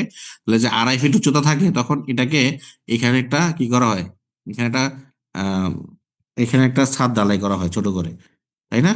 তার উপরে কি করা হয়, তারপরে চারপাশে ওয়াল দিয়ে দেওয়া হয়, এদিকে হয়তো রুম টুম থাকে। তাহলে এই যে একটা ফুকুরের মতো জায়গা থাকলো, এখানে মানুষ কি করতে পারে, এখানে ওনারা এটা স্টোর রুম হিসেবে ব্যবহার করতে পারে। তাহলে এই যে আমার কি বললাম যে আমাদের ধরো ওয়াশরুম, সেই ওয়াশরুমের উপরের যে ছাদটা আছে, এটা কিন্তু আসলে মেইন ছাদ না, তাহলে এটাকে হচ্ছে আমাদের সেই ফলস স্ল্যাব। মানুষ এটাকে এক সময় ফলস থেকে বলে বলে জলে বানায় কনভার্ট করছে, যেটা জল ছাদ। এটা ছাড়া তোমার এই লাইম সুরকি একটা কনসেপ্ট আছে আমাদের দেশে আগে, কিন্তু লাইম মানে হচ্ছে আহ, চুন। আর সুরকি, সুরকি কি জিনিস তোমাদেরকে বলছে, powder of brick chips, powder. এই পাউডার গুলা লাইম গুলা দিয়ে, হ্যাঁ, এবং হচ্ছে ব্রিক চিপস, বড় চিপস মানে এগ্রিগেট, কোর্স এগ্রিগেট গুলোকে নিয়ে একটা রেশিও তৈরি করা হয়। এই রেশিও দিয়ে আমাদের একদম যে মেইন ছাদ আছে, এই ছাদের উপর একটা টেরেসিং দেখো, ছাদের উপর আর একটা ছাদের মতো করা হয়। কেন করা হয়তো? এটা একদম টপ ছাদে করা হইতো, একদম টপ রুফে করা হইতো। কেন? কেননা আমরা জানি টপ রুফ যেটা আছে, সে কিন্তু সবচেয়ে বেশি এনভায়রনমেন্টাল বা ওয়েদারিং অ্যাকশনের সাথে জড়িত। কারণ একেবারে টপে টপে যে ফ্লোরটা থাকবে, সেই ফ্লোরে বৃষ্টিপাত হবে। আমার একটা 5 তলা বিল্ডিং আছে, নিশ্চয়ই আমার একতলা, দোতলা, তিনতলা এগুলোই, এই ছাদগুলোই আমার সরাসরি পানির সাথে সংস্পর্শে আসতেছে না। আর কি শুধু টপ যেটা আছে, একদম টপ, তাই না? সেখানে পানি আসবে, সেখানে রোদ পড়বে, তো টেম্পারেচার বৃদ্ধি পায়। এই জন্য মানুষ টপ ফ্লোরে থাকতে চায় না, রাইট? সো এই টপ ফ্লোরটা যেন টেম্পারেচারটাকে কন্ট্রোল করা যায়, পাশাপাশি হচ্ছে আহ, বৃষ্টি আসলে এগুলো কিন্তু ড্যাম্প হয়ে যায়, বিভিন্ন মানে পানি আটকায় থাকে। তারপর হচ্ছে পানি পেনিট্রেট করে, ওই যে পারমিয়েবিলিটি একটা কনসেপ্ট আছে, কংক্রিটের যদি লো পারমিয়েবিলিটি না হয়, তাহলে কিন্তু পানি পেনিট্রেট করে ভিতরে চলে যায়, এবং পানি ভিতরে চলে গেলে কি হবে, কংক্রিটের এখন আমাদের RCC করা, তাহলে রেইনফোর্সমেন্ট বা স্টিল আছে, স্টিলে থাকে কি, আয়রন, হ্যাঁ, ফেরাস আয়রন অথবা ফেরিক আয়রন যাই বলি, এগুলো থাকে, এগুলা ওই মরিচা পড়ে যায়। কিভাবে মরিচা পড়ে যায়? ওই যে সে পানি থেকে অক্সিজেনকে নিয়ে নেয়। সো বিভিন্ন কনসেপ্ট আছে, এই এইগুলোকে প্রতিরোধ করার জন্যই এই ধরনের টেকনোলজি একটা আছে, লাইম, তারপর হচ্ছে সুরকি এবং ব্রিক চিপস দিয়ে এই ধরনের একটা টেরেসিং বা আলাদা একটা ছাদ করা হয় টপে, মানে ওই ছাদের উপর আর একটা ছাদ, বুঝতে পারছো? হয়তো থিকনেস কম হবে, বাট আর একটা ছাদ। তো এটা হচ্ছে লাইম টেরেসিং বা লাইম কংক্রিট। কোথায় যেন বলছিলাম লাইম কংক্রিট বুঝাবো, এই যে lime concrete. Classification of bricks, এটা হচ্ছে বেসড অন র মেটেরিয়াল কি ইউজ করতেছি সেটার উপর ভিত্তি করে। দেখো এখানে আছে বার্নড ক্লে ব্রিক, এটা হচ্ছে বেসিক ফর্মের আমরা যেটা দেখি নর্মালি। ক্লে ক্লে মাটিটাকে পুড়াইয়া যে ধরনের ব্রিক বানানো হয় সেটা বলতেছে বার্নড ক্লে ব্রিক। তারপর হচ্ছে ফায়ার ক্লে অথবা ইঞ্জিনিয়ারিং ব্রিক অথবা রিফ্র্যাক্টরি ব্রিক। আমরা দেখবো প্রত্যেকটা ব্রিক সম্পর্কে আমরা পড়বো একটু একটু। Sand lime brick, concrete brick. এই কংক্রিট ব্রিক নিয়ে যদি ডিসক্লেমার দিয়ে দিই, কংক্রিট ব্রিকে হচ্ছে আমাদের ওই যে তোমাদের একটু আগে দেখাছিলাম হলো ব্রিক, সেটা এটা হলো ব্রিকের মতো। কারণ কি? কারণ হচ্ছে এখানে তোমার এই ক্লে ব্যবহার করা হয় না, এখানে স্যান্ড এবং সিমেন্ট দিয়ে মানে তারপর হচ্ছে কম্প্রেস করে একটা ব্রিক তৈরি করা হয়।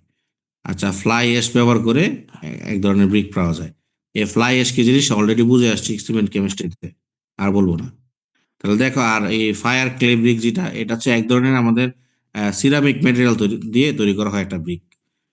হ্যাঁ, সিরামিক ম্যাটেরিয়াল এখানে থাকে। আমরা একটু পড়ি। প্রথমে হচ্ছে বার্নড ক্লে ব্রিক, যেটা আমরা সচরাচর যেটা দেখি আর কি।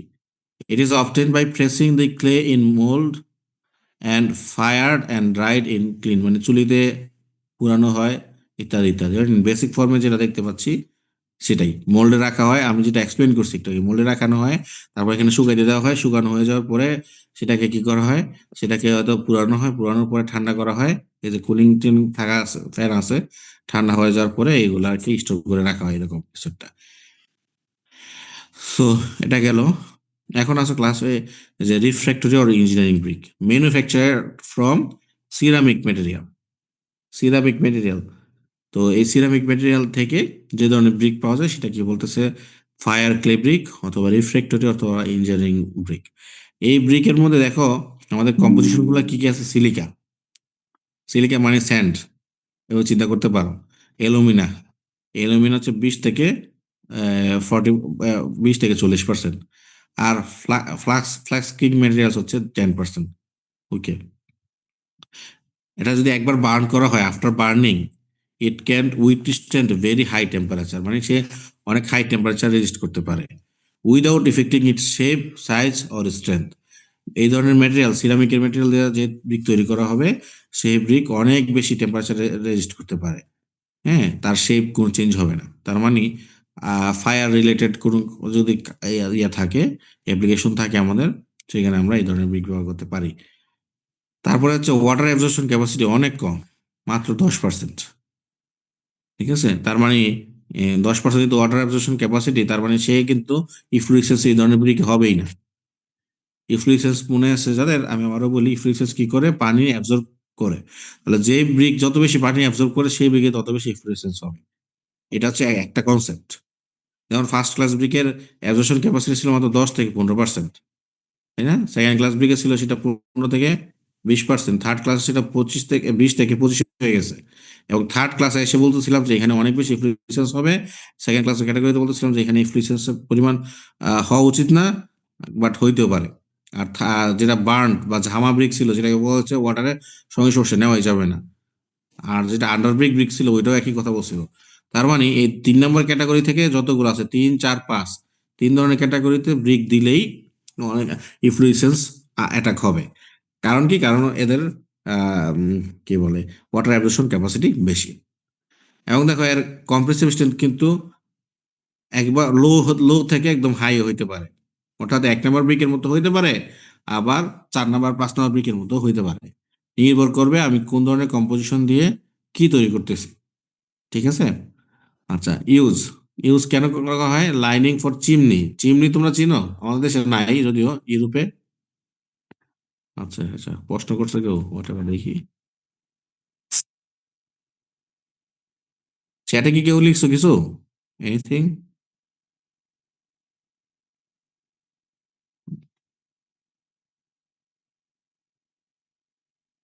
আমি তো হারাই ফেলছি। আচ্ছা, কেউ প্রশ্ন করলে আমাকে বলতে পারো সরাসরি এখনই, আমি নিজে খুঁজে পাচ্ছি না তোমাদেরকে। ওকে, ঠিক আছে। তো এই চিমনি আমাদের দেশে পাওয়া যায় না। এটা আসলে ইউরোপে খুব কমন, যেখানে শীত শীত শীত প্রধান কান্ট্রিগুলোতে। হ্যাঁ, দেখো তারপরে ফার্নেস, ফার্নেস মানে এক ধরনের চুল্লি। তারপরে মোট কথা হচ্ছে টেম্পারেচার নিয়ে যেখানে কাজ হয়, আমি একটু আগেও বলছিলাম তোমাদেরকে যে এখানে আমরা এই ধরনের জিনিস ব্যবহার করতে পারি। তারপরে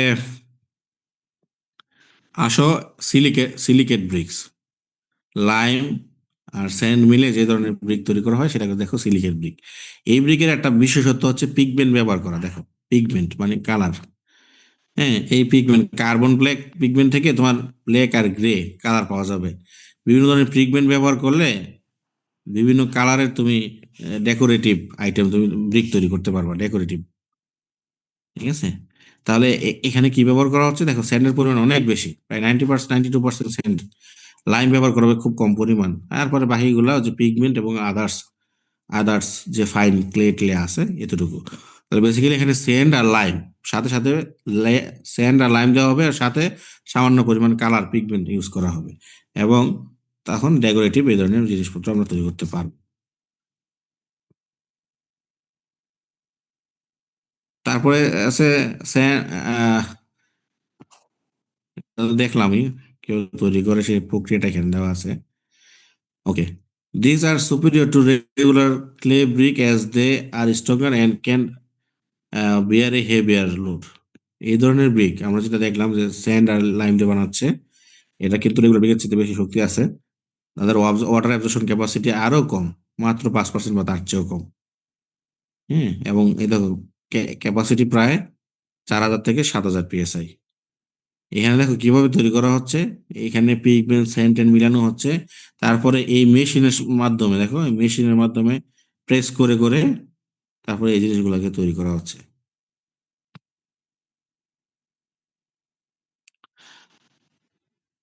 আচ্ছা, তার ওই আরেকটা কথা বলতে ভুলে গেছি, এই ধরনের যে সিলিকেট ব্রিক আছে এগুলো কিন্তু এতই ফিনিশিং এত ভালো হয়, এদের কিন্তু কোনো প্লাস্টারের প্রয়োজন হয় না।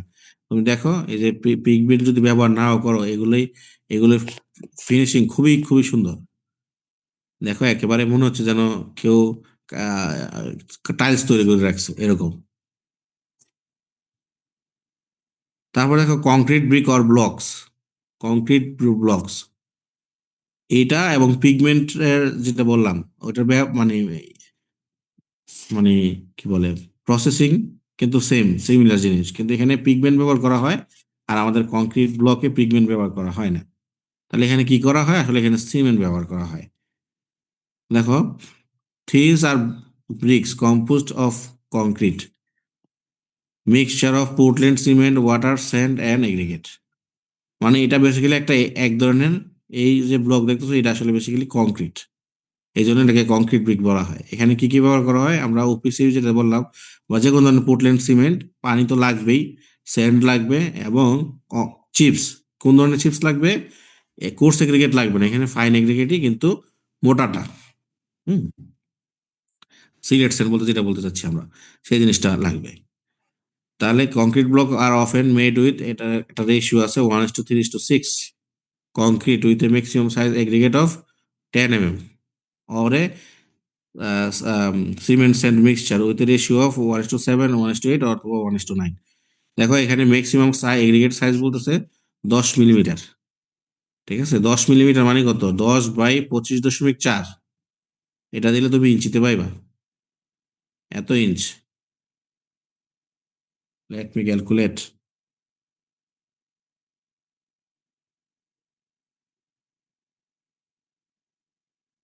10/25.4 মানে 0.4 ইঞ্চ, সর্বোচ্চ 0.4 ইঞ্চ হইতে পারে।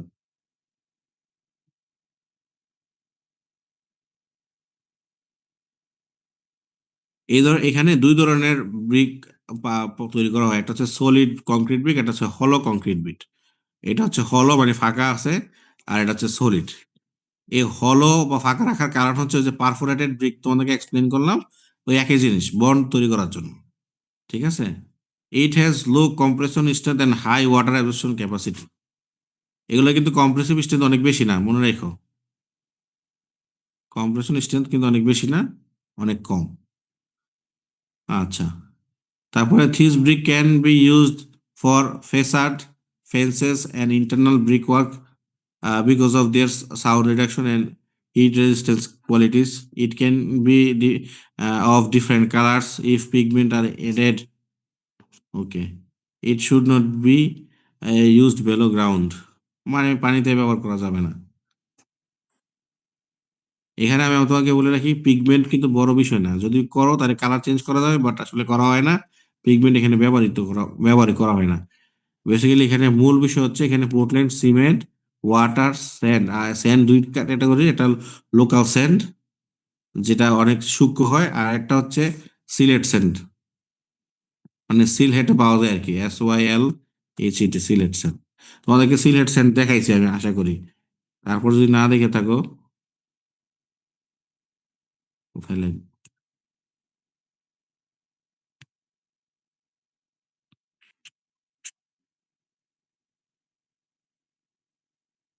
দেখছো অবস্থা।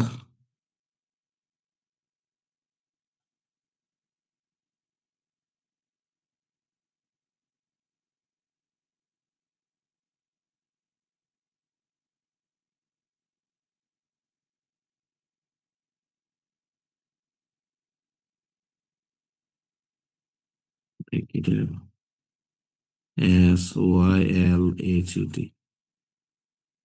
এবার হয়েছে।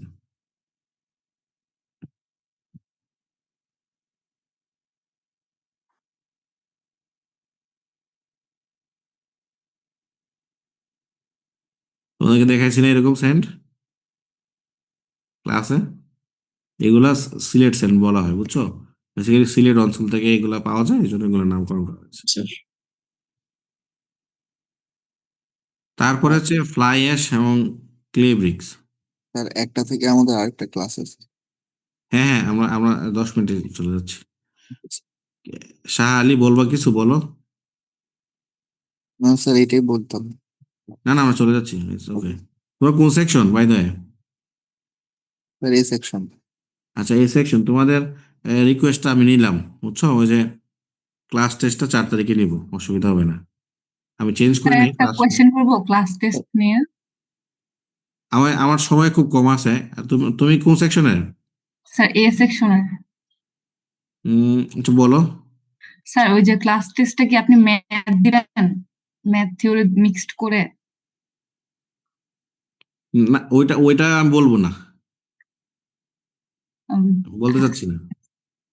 ঠিক আছে, আমরা ক্লাসের শেষ দিকে তো আরেকটু কয়েকটা স্লাইড পড়ে নিই। হ্যাঁ, আমাদের আরো অনলাইন ক্লাস লাগবে।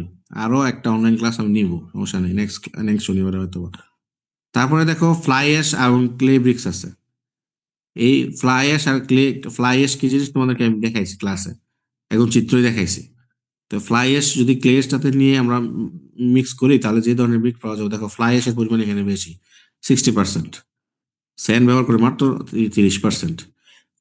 এরপর দেখো জিপসাম অথবা অর্ডিনারি পোর্টল্যান্ড সিমেন্ট ব্যবহার করবে 10%। এইটি হচ্ছে দেখতে ফ্লাই অ্যাশ আর ক্লে ব্রিক। এতে সুবিধা কি আছে দেখো। Recommended for indoor home remodelling use only, as they do not do well when exposed to moisture or water. Remodelling, home remodelling, indoor home remodelling এর জন্য এটা আসলে ব্যবহার করা হয়। তাহলে ইনডোর হোম রিমডেলিং মানে কি? ওই যে তোমাদেরকে বলছিলাম যে ইনডোরের মধ্যে তোমরা হচ্ছে আহ, একটা মানে পার্টিশন ওয়াল করবা, পার্টিশন করে দিবা, বা অফিসে ছোট ছোট কিউবিক্যাল তৈরি করবা, তাই না? ওই ধরনের জন্য কি দরকার হয়? ওই ধরনের জন্য যেন ওজন কম থাকে, এই ধরনের জিনিস দরকার। লো ওয়েট মেটেরিয়ালের প্রয়োজন হয়। পাশাপাশি সাউন্ড খুব ভালো অবজার্ভ করতে পারে, সে একজনের সাউন্ড যেন আরেকজনের কাছে না যায়, সেই ক্যাটাগরিগুলো, সেই কোয়ালিটিগুলো এই ফ্লাইয়েস এবং ক্লে ব্রিকের মধ্যে আছে। ঠিক আছে, এখন আসো আরেকটা ক্যাটাগরি। এই ক্যাটাগরি হচ্ছে based on weather resisting capacity, weather resist করতে পারে কিনা কোন ধরনের ব্রিক।